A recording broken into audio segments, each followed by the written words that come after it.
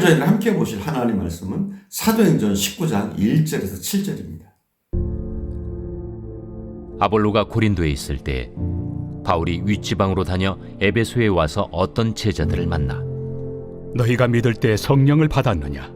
아니라 우리는 성령이 계심도 듣지 못하였노라. 그러면 너희가 무슨 세례를 받았느냐?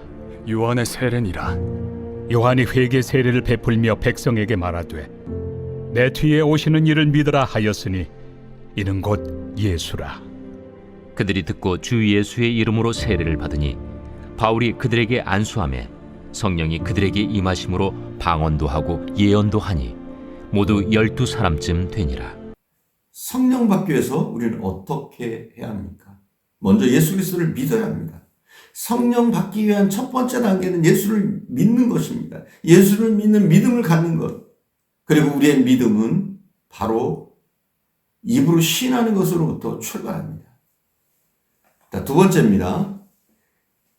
우리가 성령으로 충만해지기 위해서는 예수의 이름으로 세례를 받아야 합니다. 5절을 봉독하겠습니다. 그들이 듣고 주 예수 이름으로 세례를 받으니 아멘. 예수 그리스도 이름으로 세례를 받는다는 것은 물세례를 의미합니다. 물 속에 잠겼다가 다시 올라오면서 세상의 죄악으로부터 죽고 예수 그리스도로 말미암아 부활의 생명을 체험하는 것이 세례입니다. 그것은 죄악을 회개하고 앞으로는 깨끗하고 의로운 삶을 살겠다는 고백을 많은 사람 앞에서 선언하는 것입니다. 마태복음 16장 16절에 보면 믿고 세례를 받은 사람은 구원을 얻을 것이요 믿지 않는 사람은 정죄를 받으리니 이렇게 말씀하고 있습니다. 우리는 세례를 통해서 구원받는 역사를 체험할 수 있습니다.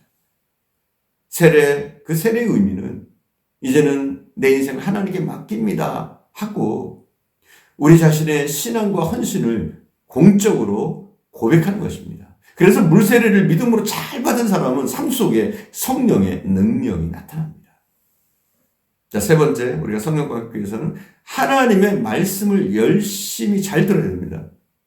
사도행전 10장 44절에 보면 베드로가 이 말을 할 때 성령이 말씀을 듣는 모든 사람에게 내려오시니 이렇게 나와 있어요. 고넬료와 그 식구들 그리고 친구들은 하나님의 말씀을 듣기를 원했습니다. 그리고 베드로 사도가 하나님 말씀을 증거할 때 귀를 기울이고 열심히 들었습니다. 이같이 정신을 바짝 차리고 하나님의 말씀을 아멘하며 우리의 마음으로 가슴으로 받아들이게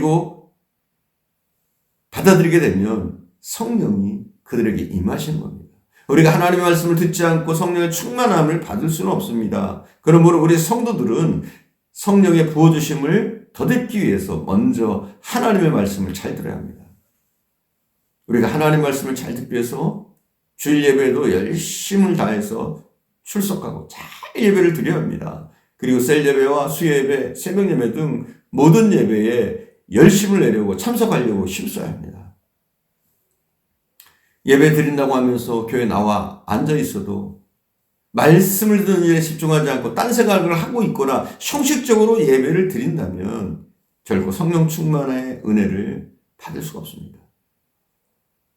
설교 시간에 선포되는 말씀을 하나님께서 지금 나에게 주시는 말씀으로 받지 않고 말씀을 거부하거나 이 말씀을 김 집사가 들어야 돼, 박 권사가 꼭 들어야 돼 이렇게 말한다면 우리는 은혜 받을 수도 없고 성령으로 충만해질 수 없는 것입니다. 그렇습니다. 우리가 성령으로 충만해지기 위해서는 말씀을 열심히 잘 들어야 합니다. 네 번째로 우리가 성령으로 충만해지기 위해서 성령 받기 위해서는 말씀을 듣고 자신의 잘못을 깨닫고 회개하는 그런 성도들에게 성령은 임하십니다. 사도행전 2장 37절에서 38절에 보면 저희가 이 말을 듣고 마음에 찔려 베드로와 다른 사도들에게 물어가로되 형제들아 우리가 어찌할꼬 과거의 잘못을 깨닫고 이제 우리가 어떻게 해야 하냐고 물었습니다. 그때 베드로가 가로되 말씀합니다. 너희가 회개하여 각각 예수 그리스도의 이름으로 세례를 받고 죄사함을 얻으라. 그리하면 성령을 선물로 주시리라. 하나님께서는 누구든지 하나님의 말씀을 듣고 자신의 죄를 깨닫고 그 죄를 회개하는 자, 그 모든 자를 용서하시고 성령을 선물로 주십니다.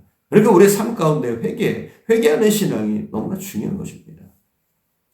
다섯 번째, 성령 받기 위해서 말씀을 믿고 성령 받기를 간절히 사모하면서 기도해야 합니다. 여러분, 그렇습니다. 우리가 성령을 받으려면 말씀을 믿습니다. 뿐만 아니라 사모하는 마음으로 간절히 기도할 때 성령은 임하시는 겁니다. 사도행전 2장 1절에서 4절에도 보면 마가의 다락방에 모인 120명의 성도들은 성령 받기를 사모하면서 모두가 다 합심하여 간절히 기도했습니다. 그랬더니 성령을 받게 되는 겁니다. 고넬료와 거기에 모인 사람들은 베드로 사도의 말씀을 믿었습니다. 그리고 성령 받기를 간절히 사모했습니다. 그랬더니 성령이 그들에게 임한 겁니다.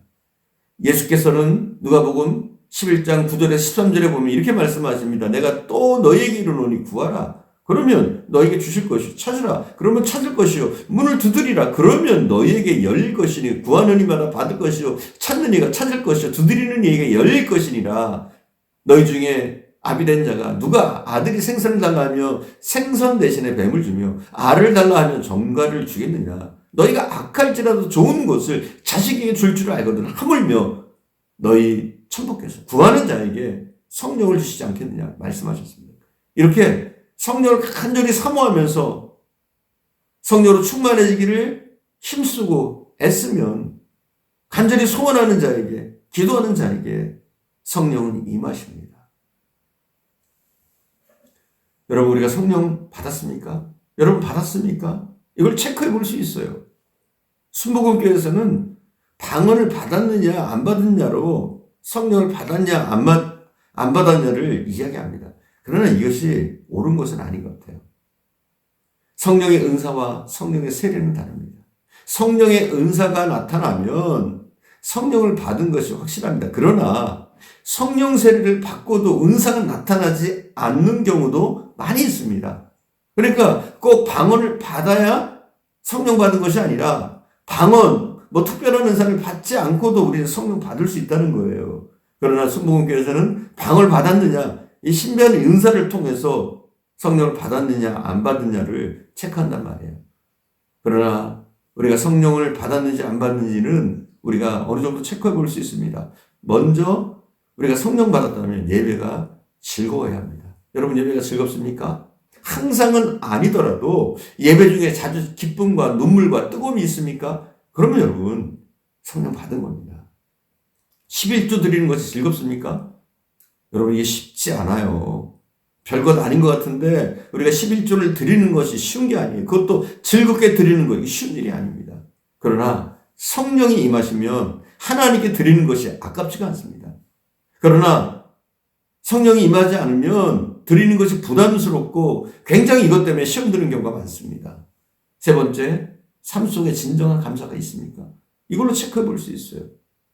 여러분, 감사는 내게 무엇이 주어지고 많아지고 축복하시고 이래서 감사하는 것이 아니라 정말 성령 받은 사람은 가진 것이 없는데, 현실적으로 감사할 수 없는데 주님께서 날 구원하시고 나와 함께 하시는 그것만으로도 놀라운 감사를 하나님께 올려드리는 것이죠. 그러니까 여러분이 삶 속에 진정한 감사가 있느냐, 이걸 보면 우리가 성령 받았는지 안 받았는지를 알 수가 있습니다.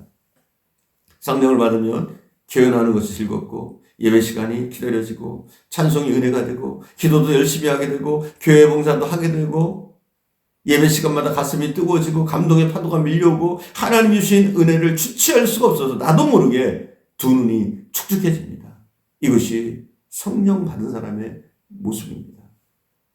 우리 모두 더욱더 성령 받고 또 성령 받은 사람은 더욱더 성령으로 충만해지시기를 간절히 축원드립니다. 기도하겠습니다. 사랑하는 주님, 우리가 성령으로 충만해지기를 원합니다. 우리에게도 성령의 임하심과 성령의 세례와 성령의 충만함이 임하게 하시기를 간절히 원합니다. 우리가 말씀을 믿게 하시고 또 우리가 그 말씀을 가지고 우리의 삶 속에서 실천할 수 있는 은혜도 주시고 또 간절하게 사모하는 마음을 가지고 성령의 충만을 구하는 저희들 되어줄 수 있도록 인도해 주시옵소서. 사랑하는 주님, 오순절날 마가의 다락방에 성령이 임한같이 우리 가정에도 성령의 강력한 역사하심과 임하심이 나타나게 하시고 나의 삶의 걸음걸음에 성령의 인도하심과 성령의 충만하심이 임하게 하시기를 간절히 원합니다. 주께서 함께 하실 줄 믿사옵고 우리 구주 예수님의 이름으로 기도드립니다. 아멘.